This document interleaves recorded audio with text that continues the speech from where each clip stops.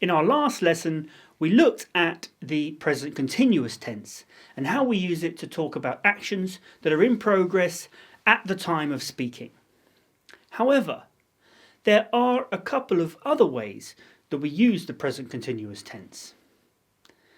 The main use of the present continuous tense, as I said, is to talk about an action that is in the middle of happening at the moment of speaking. For example, you are watching this video. But what about this example? We are meeting for lunch tomorrow. When does the action happen? Well, it happens tomorrow, in the future. It hasn't already started, and it isn't in the middle of happening. So what's going on? One thing I've discovered from teaching English is that every tense seems to have something weird about it. Something uniquely strange about that particular tense. For the present continuous tense, it's the fact that sometimes we use it to talk about the future. That's right, the present continuous tense can often be used to talk about a future plan or a future action. Here's some more examples. I'm walking home this evening. You're going to university next year. He's working from home next month. She's leaving in a minute. We're arriving at 6 p.m. The doctor is seeing me next. You can see that the action of the verb in each of these sentences happens in the future. The action hasn't started yet. So why are we using the present continuous tense to talk about the future? For whatever reason, English doesn't like to use a future tense.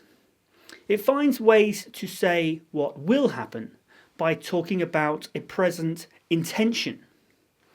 We often say, we are planning to do something, or we're going to do something. Planning, considering, or agreeing on something is an action that must be in progress for a while, which is why we use the present continuous tense for it. But this is such a common way of talking about a future arrangement that we often leave out the part where we explicitly say that it's a plan or an arrangement. Instead, we just say that the action is happening. We don't say we're planning to arrive at 6, but rather just we're arriving at 6 p.m.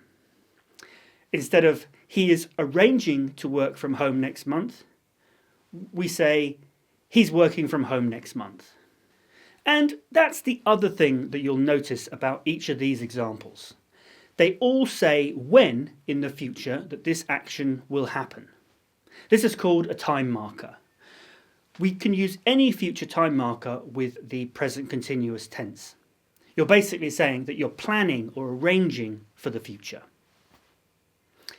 There are lots of things that can be used as time markers, and they can be in the near future or the distant future, like tomorrow, this evening, next year, next month, in a minute, at 6 p.m, or next.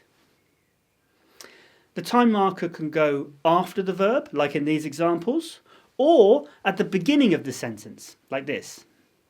Tomorrow, we're meeting for lunch. This evening, I'm walking home. Next year, you're going to university. Next month, he's working from home. In a minute, she's leaving. At 6 p.m, we're arriving. Next, the doctor's seeing me.